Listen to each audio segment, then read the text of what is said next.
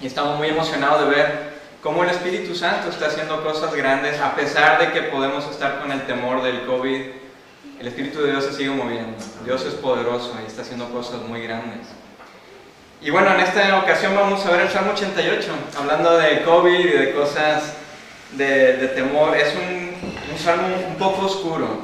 Si no habéis tenido la oportunidad de leerlo, bueno, este domingo lo vas a hacer. Pero es un salmo un poco oscuro, pero vemos cómo la luz del Evangelio brilla de una manera interesante. Y voy a hacer lectura a este salmo. Si le puedo poner un título a esta predicación, es La canción en la oscuridad. Y voy a hacer lectura en la versión de la Biblia de las Américas. Y bueno, ya podéis. Salmo 88, así es.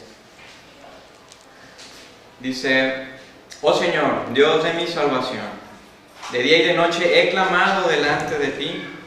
Llegue mi oración a tu presencia, inclina tu oído a mi clamor. Porque saturada está mi alma de males, y mi vida se ha acercado al Seol. Soy contado entre los que descienden a la fosa. He llegado a ser como hombre sin fuerza, abandonado entre los muertos, como los caídos de espada que yacen en el sepulcro, de quienes ya no te acuerdas, y que han sido arrancados de tu mano.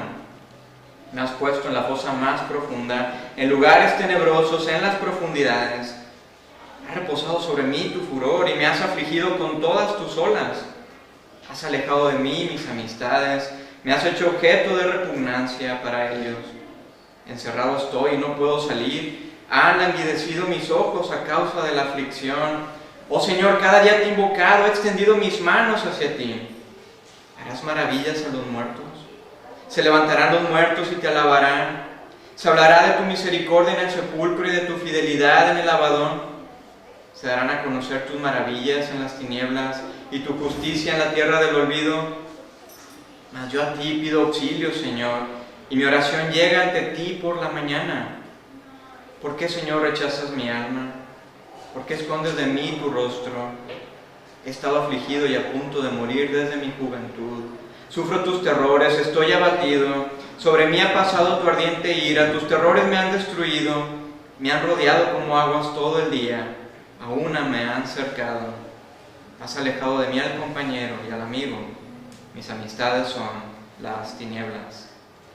Esta es la palabra de Dios. Oremos.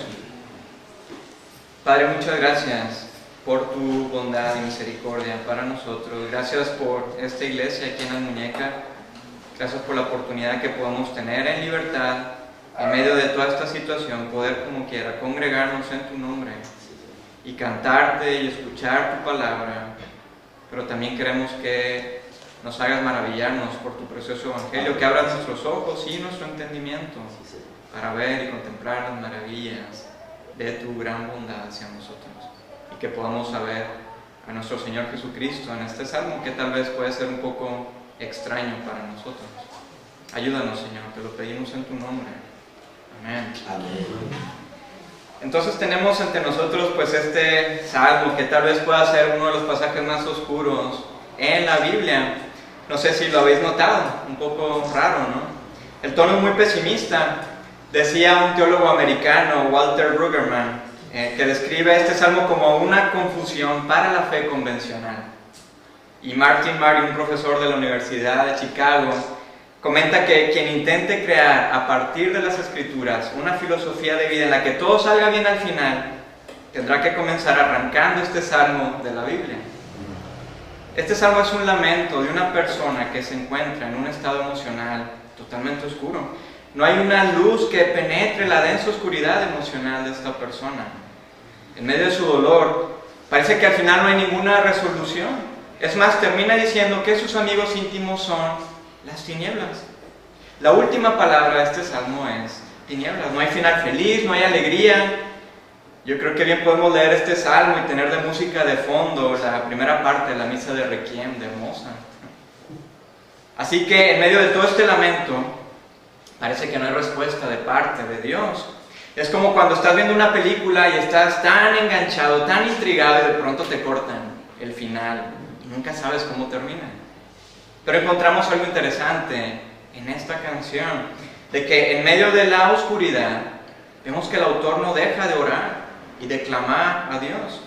Vemos que esta persona está en un proceso honesto de su sufrimiento, no lo esconde, no lo niega, no hay tampoco una pizca de ingenuidad en su sufrimiento, sino que con sus heridas a flor de piel, esta persona no deja de orar y de buscar a Dios. Así que, ¿qué podemos aprender de esta canción?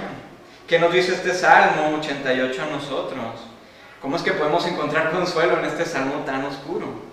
Bueno, es muy sorprendente que tengamos este salmo en nuestras manos, porque todos nosotros nos hemos encontrado y tal vez estamos durante o pasando momentos muy difíciles en nuestras vidas.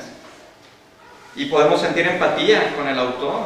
Yo creo que podemos comprenderlo y esto nos puede dar algo de consuelo, pero también podemos ver la contundente honestidad brutal que encontramos en la Biblia sobre los temas difíciles de la vida. Vemos que la Biblia no está maquillada, la Biblia no está editada para que se pueda vender mejor, porque si fuera así no encontraríamos pasajes tan oscuros, tan crudos, como este salmo y muchos otros también. Y al final entonces nos tenemos que quedar con resignarnos ante las circunstancias complejas de la vida. Así que este salmo tan inquietante, oscuro, en medio del dolor, en medio de las aflicciones, nos habla de 3 lecciones interesantes. Número 1, que la oscuridad puede durar mucho tiempo, y esto nos quita lo ingenuo. Número 2, la oscuridad puede transformarte en alguien extraordinario, te curte, te da experiencia. Y número 3, la oscuridad puede mostrarte la grandeza de Dios y que trae salvación. Así que la oscuridad puede durar mucho tiempo y vemos cómo comienza el autor, Emán Ezraíta, no es David, no todos los salmos fueron escritos por el rey David, hubo otros autores, Asaf, uno de ellos, Salomón también, incluso tenemos un salmo de Moisés. En este caso tenemos uno de Emán Ezraíta y dice: oh Señor, Dios de mi salvación, de día y de noche he clamado delante de ti, llegue mi oración a tu presencia, inclina tu oído a mi clamor. El autor comienza este canto orando a Dios. Y su oración demuestra que él tiene un conocimiento claro y especial de Dios, no una deidad cualquiera, sino en Dios. De hecho, el idioma original que está usando el nombre propio de Dios, Jehová, Yahweh, el nombre propio de Dios, el nombre con el cual Él se revela a toda la humanidad y con el cual sella su pacto de amor con Israel. Yahweh significa yo soy el que soy, que sencillamente es el que ha existido por siempre, que es independiente, la realidad absoluta, que es siempre constante, es el dador de toda la existencia, y creo que me quedo corto esta mañana. Así que el autor reconoce que Jehová es el Dios de salvación, porque conoce toda la actividad soberana que Dios en todo el curso de la historia ha hecho con su pueblo. Y después continúa diciendo que día y noche ha clamado a Dios y le pide que se incline y que ponga su oído cerca de sus labios. Así como cuando si tenemos niños pequeños y nos quieren decir algo, tenemos que inclinarnos para estar a su nivel y escucharles. Así le pide este hombre a Dios como su padre, que se incline y que escuche sus palabras. Vemos que esta persona está en una total desesperación, no sabemos por qué, cuál será la situación. Pero independientemente podemos ver que está en desesperación, está suplicando a Dios por ayuda, y lo único que conocemos es que su estado emocional es de una oscuridad total. Del versículo 3 al 5 podemos ver su condición, dice: saturada está mi alma de males, mi vida se ha acercado a las mismas puertas del infierno, soy como un muerto, como los caídos de espada, dice el versículo 5, que yacen en el sepulcro, arrancado de tu mano. Por esta razón este hombre está orando a ese Dios de salvación, de día y de noche y de día, sin parar, sin descanso, buscando alivio y consuelo a su gran dolor. Pero en vez de encontrar una respuesta o alivio, vemos que encuentra más oscuridad. No sé si os habéis encontrado en alguna situación así, en medio de un gran sufrimiento y esperando la intervención divina. Creo que como seres humanos hemos sido muy ingenuos al pensar en el sufrimiento, porque aunque el dolor es en sí mismo un misterio universal e inevitable que nos sobrecoge, que nos desconcierta, Tratamos muchas veces de curar el dolor con fórmulas anestésicas, ya sea como resignación, o escapismo, o negación. Y sí, nos indignamos ante el dolor, pero no sabemos cómo tratarlo. Y en ningún caso se resuelven las preguntas que todos nos hacemos. ¿Qué sentido tiene el sufrimiento? ¿Y hasta cuándo puede durar? El autor no está curando su dolor resignándose o escapando de la realidad, sino que vemos que lo está procesando y lo está expresando ante Dios. Está siguiendo el protocolo del manual y esperaríamos que la situación mejorara, pero no. Entonces, ¿cómo es que podemos armonizar la realidad dolorosa con la idea de ese Dios de salvación del cual nos habla este autor? Bueno, es interesante encontrar una buena ilustración en la vida del gran escritor británico C.S. Lewis. Él escribió un ensayo llamado El problema del dolor. Es un muy buen libro, os lo recomiendo mucho. Y en este libro, Lewis está abordando el sufrimiento, pero desde una perspectiva muy teórica, con una muy buena teología intelectual. Pero varios años después de que se publica este libro, conoce y posteriormente se casa con la escritora americana Helen Joy Gresham, quien ella antes ya había tenido problemas de cáncer de hueso, pero gracias a diferentes terapias había estado en remisión. Así que se conocen Lewis y Helen Joy, se casan, ya mayores ambos, pero Helen Joy recae en cáncer y finalmente mueren. Creo que solamente estuvieron casados 5 años. Y Lewis ya había pasado por experiencias dolorosas en su vida. Ya había perdido a su madre cuando él tenía 9 años. Su madre murió de cáncer. A los 19 años, justamente en el día de su cumpleaños, lo celebró en las trincheras de Francia, en la batalla, en la Primera Guerra Mundial. Él fue herido y 2 de sus mejores amigos murieron en la guerra. Y sin embargo, a pesar de que tuvo todas estas experiencias dolorosas y traumáticas, Lewis se encontró en medio de una densa oscuridad en su vida ante la enfermedad y la muerte de su amada esposa. Él estaba en una gran aflicción y duelo como jamás, como nunca antes lo había estado, y todas sus memorias que él estuvo escribiendo en su diario espiritual fueron después publicados en un libro que se llama Una pena en observación. Así que os recomiendo ambos libros, El problema del dolor y Una pena en observación. Pero es interesante que en estos 2 libros encontramos un antes y un después de Lewis ante la idea del dolor. Porque después en estas ideas, en su diario, vemos su reflexión ahora sobre el problema del sufrimiento humano, pero no ya como una teoría, como solemos muchas veces pensar del sufrimiento. No, sino que ahora él era el doliente bajo el microscopio. Y en medio de su intenso dolor, él intenta reflexionar sobre su propia situación y comenta algo. Cada día no solo vivo en pena, sino pensando lo que es vivir en pena.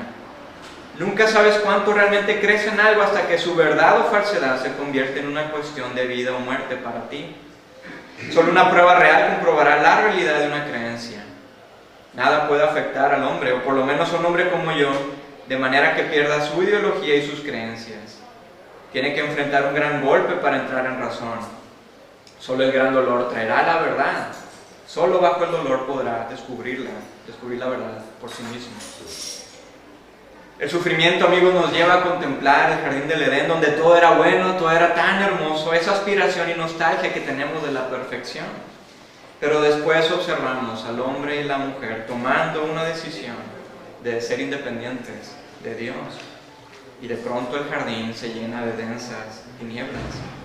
Y desde entonces vemos que por la entrada del pecado, la historia de la humanidad ha sido una en medio de toda la oscuridad, pero no sin la soberanía absoluta de Dios, ya que de cuando en cuando vemos en la narrativa bíblica rayos de luz atravesando nubes espesas. Pero encontramos un clamor en todo el Antiguo Testamento, en cada uno de los personajes de la Biblia, y ese clamor es: ¿hasta cuándo? Vemos que Eva, después de su pecado, recibe una promesa de que el sufrimiento por el pecado acabaría de una vez por todas cuando llegara un heredero que acabaría con todo el dolor.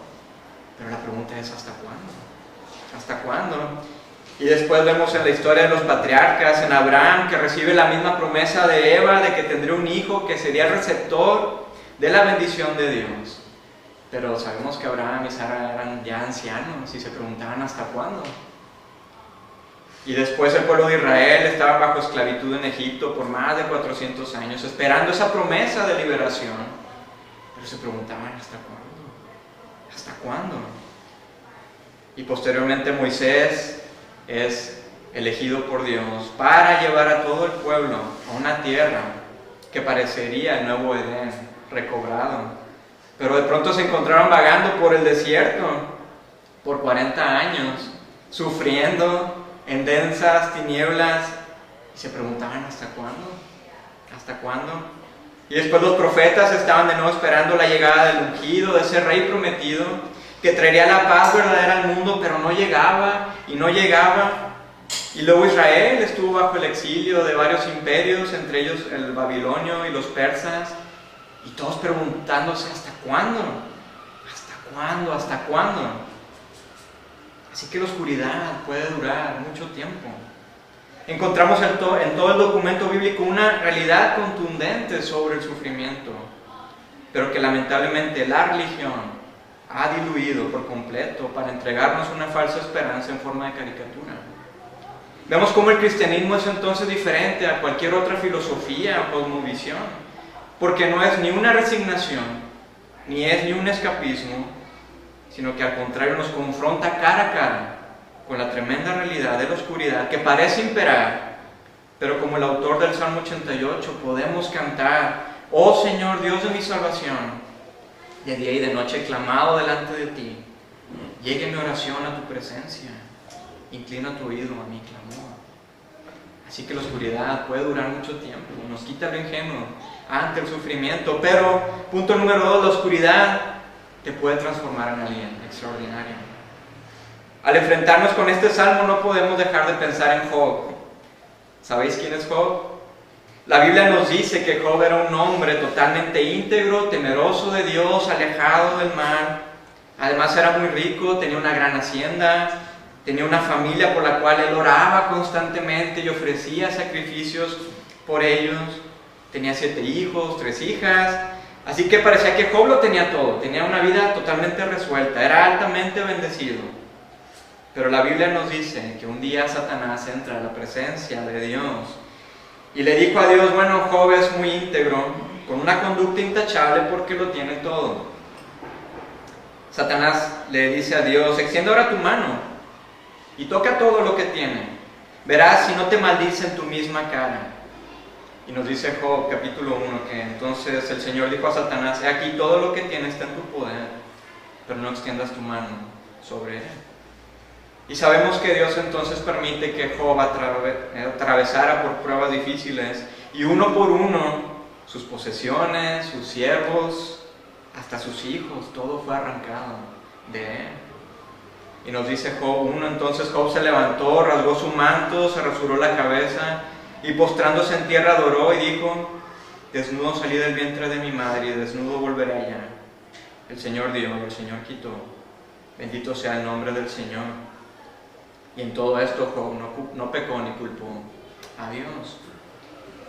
Pero como si esto no fuera suficiente, todavía Satanás vuelve nuevamente a la presencia de Dios, y vemos eso en Job capítulo 2, para decirle: bueno, vale Dios, Job aún no te ha maldecido, porque a pesar de que le quité todo, aún conserva su salud. Quítale ahora su salud y verás cómo te va a maldecir y se va a alejar de ti. Y nos dice en la narrativa que Satanás salió de la presencia del Señor e hirió a Job con llagas malignas desde la planta del pie hasta la coronilla. Entonces su mujer le dijo: aún conservas tu integridad, maldice a Dios y muérete. Pero él le dijo: como habla cualquier mujer necia has hablado. Aceptaremos el bien de Dios y no aceptaremos el mal.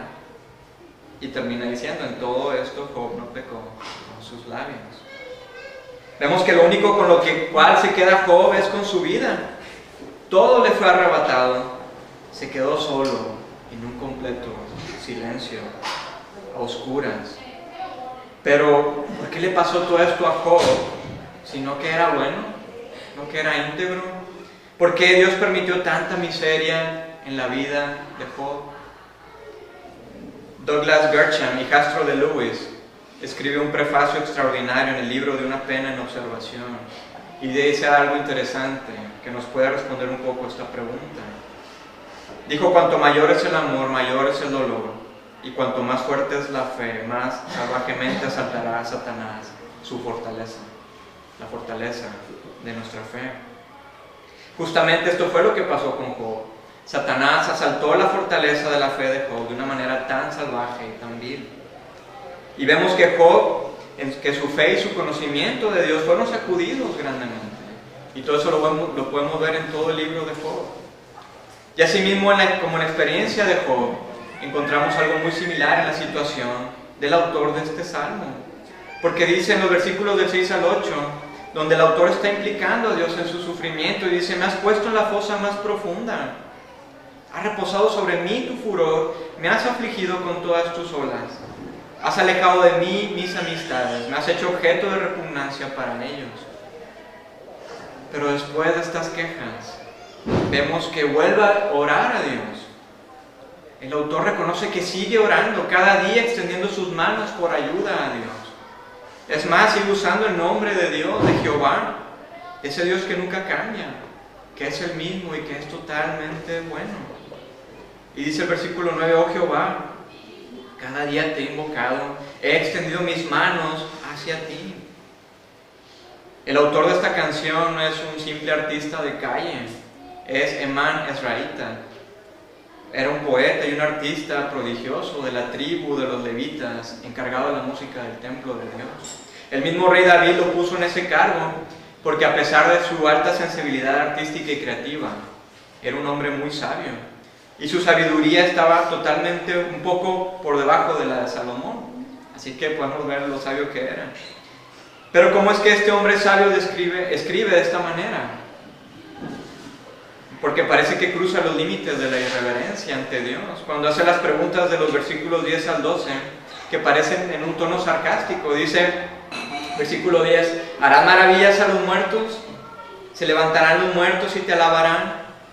¿Se hablará de tu misericordia en el sepulcro? ¿Se darán a conocer tus maravillas en las tinieblas y tu justicia en la tierra del olvido? Así como Luis, así como Job, Emán está en medio de un dolor inexplicable, de una oscuridad que no parece terminar. Pero Emán no escapa de la realidad. Él sabe quién es Dios, conoce todas las proezas e historias de salvación que Dios ha realizado en toda la historia de Israel. Él sabe que Él es Jehová, que es el dueño de todo lo creado, de quien dependen todos los tiempos y toda la historia. Vemos que Emán está en un proceso y tratando de conciliar su experiencia de aflicción con su conocimiento de Dios. Y por eso es que no deja de orar, ni deja de levantar sus manos hacia el dador de la vida. Pero en este proceso, él está adquiriendo sabiduría.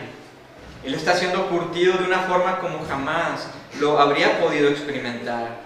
Y es por eso que ganó tanta fama y sensibilidad por escribir cantos tan íntimos y tan reales para acercar a la gente a un Dios real, no a una idea vaga o malentendida. Y este salmo ha sido cantado por miles de años en la iglesia porque ayuda a los dolientes a buscar y buscar y buscar a Dios. Amigos, los tiempos de oscuridad sí pueden ser muy duros y largos, pero son una gran oportunidad para ser transformados de una manera como jamás pudiéramos imaginar. Hay un dicho que me gusta entre los hombres curtidos del mar que dice, las aguas tranquilas no hace expertos marineros. Así que la oscuridad puede transformarte y hacerte alguien grandioso, pero sí, el proceso es doloroso. Es estar en medio de las aguas turbulentas, tratando de mantener el barco a flote, pero al final te hace alguien experimentado. Pero a la misma vez te hace alguien tan sensible, alguien con una sabiduría y comprensión de la vida de manera diferente. Te vuelve empático con los demás. Incluso puedes ser usado para ayudar a otros que se encuentran en medio de la tempestad. Porque la oscuridad también es una oportunidad para ayudar a otros. Y sobre todo, Satanás saldrá derrotado. Porque en el discurso de Satanás con Dios, básicamente él está diciendo a Dios lo siguiente: estos seres humanos son absolutamente egocéntricos, Dios. Totalmente, incluso cuando parece que te están sirviendo a ti o a los demás, realmente se están sirviendo a sí mismos. No te están amando, no están amando a sus vecinos, se están amando a sí mismos. Es por eso que el mundo está en el lugar miserable que es, y te lo puedo demostrar. Sumérgelos en la oscuridad. No respondas ninguna de sus oraciones por un largo tiempo. No les des ningún sentido de tu presencia en sus corazones. Quita todas sus comodidades terrenales. Arregla las cosas para que al servirte y orar a ti no tenga ninguna recompensa. Que no hay ningún beneficio en absoluto, y verás que te van a maldecir en tu cara. Porque no son siervos, son mercenarios. Y cuando las cosas empiezan a ponerse difíciles en nuestra vida y Dios no contesta nuestras oraciones y las cosas no van como nosotros queremos, empezamos a decirle a Dios: hey Dios, estoy sacrificando mi tiempo y mis cosas. Mira, estoy haciendo esto y estoy haciendo estas otras cosas, ¿por qué no intervienes? Cuando actuamos de esta manera, hacemos que Satanás tenga razón. Pero volvamos al Salmo de Emán. Vemos que en medio de las olas que lo golpean, él mantiene su clamor y su oración hacia Dios de una manera tan constante. Vemos que Emán se queda con Dios. Dice: oh Jehová, cada día te he invocado, he extendido mis manos hacia ti. ¿Qué significa esto? Que Emán se queda con Dios y que Satanás ha sido derrotado. Que la oscuridad puede durar mucho tiempo, pero también nos puede transformar en alguien extraordinario. Y el último punto para acabar: la oscuridad puede mostrarte la grandeza de Dios. Así que después de las quejas y preguntas que parecen en un tono sarcástico de parte de Emán, de una manera que parece un tono irreverente, encontramos una tercera oración de Emán hacia Dios, y dice en el versículo 13: mas yo a ti pido auxilio, Señor, y mi oración llega ante ti por la mañana. Pero después vemos que vuelve a una serie de preguntas y quejas para terminar de una manera tan súbita e insólita: has alejado de mí al compañero y al amigo, mis amistades son las tinieblas. Este salmo parece una montaña rusa emocional, ¿cierto? Es tan simétrico, tiene 3 elementos de oración y 3 elementos de queja. Es como si el lamento del salmista fuera tan profundo que no puede ir más allá de la queja y tiene que comenzar de nuevo. Pero eventualmente no llega a la liberación y alabanza como en otros salmos, sino que llega a una oscuridad más solitaria, pero todavía esperando una respuesta.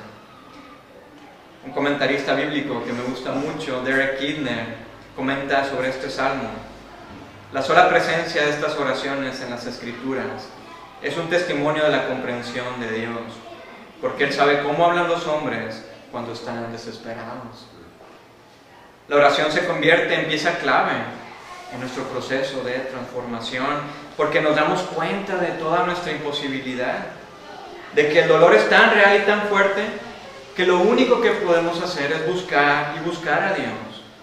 En medio de nuestros pataleos y manotazos en las aguas, tenemos que buscar a Dios, porque Él no deja de ser Dios.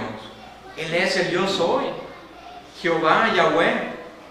Dios nos muestra su grandeza y nos dice: yo soy tu Dios, no porque pongas una cara feliz por las mañanas, no porque digas que todo está bien, no porque hagas todo bien, no porque siempre me hables reverentemente. Yo soy tu Dios, soy un Dios de gracia. A pesar de todas las cosas que haces mal, yo soy tu Dios, yo te he escogido y yo te amo. Pero ¿cómo es que podemos estar seguros de esto? ¿Cómo es que podemos ver la grandeza de Dios y hallar consuelo? Bueno, en la misma vida de Job, en el capítulo 19, encontramos un proceso de duelo muy parecido al clamor de Emán. Y dice Job: Él ha alejado de mí a mis hermanos y mis conocidos están apartados completamente de mí. Mis parientes me fallaron y mis íntimos amigos me han olvidado. Mi aliento es odioso a mi mujer y soy repugnante a mis propios hermanos. Hasta los niños me desprecian, me levanto y hablan contra mí. ¿Veis qué similares son Job 19 y Salmo 88? A pesar de tener una creencia en Dios, Job seguía siendo frágil, humano. Su dolor, su idea del dolor lo había sacudido toda su realidad.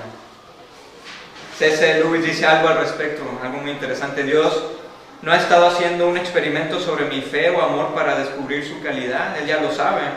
Fui yo quien no lo sabía. Él siempre supo que mi templo era un castillo de naipes. Su única forma de hacerme comprender esta realidad fue el derribándolo. Pero Job comenta algo muy sorprendente, que nos abre las puertas hacia la grandeza de Dios y hacia lo maravilloso que es el Evangelio. Porque dice Job, capítulo 19, versículo 25, yo sé que mi defensor vive, y al final se levantará sobre el polvo, y después de deshecha mi piel, aún en mi carne veré a Dios, al cual yo mismo contemplaré, y a quien mis ojos verán. ¿De quién está hablando Job? ¿Quién es su defensor? ¿Cómo es que ese defensor se va a levantar del polvo? Bueno, amigos, Job y Emán están contemplando el Evangelio desde lejos. Están explorando el Evangelio, están especulando sobre las maravillas del Evangelio. Saben que es real, pero no pueden todavía comprenderlo. Y esto es lo inmenso y maravilloso del Evangelio. Emán, en una forma de especulación, en sus preguntas que parecen sarcásticas, él está haciendo lo mismo que Job. En esto consiste lo extraordinario y maravilloso acto de Dios en medio de nuestra oscuridad, porque vemos después que Dios se hizo hombre y experimentó la verdadera oscuridad para que nosotros podamos salir de las densas y profundas nieblas y poder sentir su luz y su calor de su amor en nuestros rostros. Jesús es nuestro defensor. Él es quien se levanta del polvo de la muerte para darnos una maravillosa esperanza. Nos dicen los evangelios que Jesús fue con sus amigos al jardín del Getsemaní para orar a Dios, y su oración se convirtió en un clamor tan intenso que sudaba gotas de sangre, y en medio de esa oscuridad emocional tan intensa, sus amigos lo abandonaron y quedó a disposición de sus enemigos. Y vemos que Jesús sufre el más injusto juicio, fue azotado, golpeado, injuriado, y todavía caminó en medio de burlas, cargando una pesada cruz para ser ejecutado en ella misma entre criminales. Y nos dice Mateo 27 que desde las 12 del día hubo oscuridad sobre toda la tierra hasta las 3 de la tarde, y alrededor de las 3 Jesús exclamó a gran voz diciendo: Elí, Elí, lema sabactani, esto es: Dios mío, ¿por qué me has abandonado? Entonces Jesús, clamando otra vez a gran voz, exhaló el espíritu. Y aquí el velo del templo se rasgó en dos, de arriba abajo, y la tierra tembló, y las rocas se partieron, y los sepulcros se abrieron, y los cuerpos de muchos santos que habían dormido resucitaron. Así que las preguntas que hace Emán se responden en Jesús. ¿Harás maravillas a los muertos? ¿Se levantarán los muertos y te alabarán? Sí. ¿Se hablará de tu misericordia en el sepulcro? Por supuesto. ¿Se darán a conocer tus maravillas en las tinieblas y tu justicia en la tierra del olvido? Un rotundo sí. Jesús es nuestra realidad. Él atravesó por la más absoluta y auténtica oscuridad por nosotros, para nosotros. Él sufrió el más terrible abandono, no nada más el de sus amigos y familiares, sino el de Dios mismo, su Padre, con quien tenía esa relación tan íntima en la Trinidad. Porque en esa cruz Él pagó todos y cada uno de nuestros pecados por nosotros, para que pudiéramos ser liberados de nuestro dolor. Este es el Evangelio, las más dulces noticias para nosotros, esas noticias que necesitamos escuchar en medio de la densa oscuridad que parece reinar en nuestro mundo, en medio de nuestras enfermedades, o en medio de nuestras incertidumbres, o en medio de falta de trabajo, en miedos, en dudas. Por eso la oscuridad es una oportunidad para poder encontrarnos con la grandeza sublime de Dios. El Evangelio es diferente a la religión, porque la religión escapa el dolor. El Evangelio lo confronta y lo aborda. Vemos que la religión es escapismo, pero el Evangelio es afrontar y resistir, no nuestras fuerzas, sino las fuerzas de Jesús. Este canto entonces nos consuela y nos ayuda a afrontar nuestro dolor, pero también ayudar a otros a procesarlo e indicarles el camino a la cruz, a Jesús, el varón de dolores que nos ama y que nos espera con los brazos abiertos. Así que estáis en medio de tiempos oscuros, Te animo a buscar a Jesús y no desistir, y así como Emán, estar orando y orando sin cesar. La oscuridad sí puede durar mucho tiempo, pero te puede transformar en alguien extraordinario y mostrarte la absoluta grandeza y el amor de Dios, nuestro Padre que nos ama. Amén. Amén. Padre, gracias por este salmo que tenemos en nuestras manos. Gracias porque solamente a través de la luz de Jesús y del Evangelio podemos entenderlo. No podemos entenderlo si lo leemos así por sí mismo, sino necesitamos toda la Biblia para poder entenderlo y comprenderlo. Pero Padre, gracias por este salmo. Te pedimos que sigas trabajando y transformando nuestras vidas y que podemos, Señor, estar viendo tu luz en estas oscuridades que están en nuestro mundo y en nuestra actualidad, y que podamos estar con gozo y con contentamiento, esperando tu pronto regreso, Señor. Oramos por ello. Muchas gracias, Padre. Te pedimos todo esto en tu nombre santo. Amén. Amén.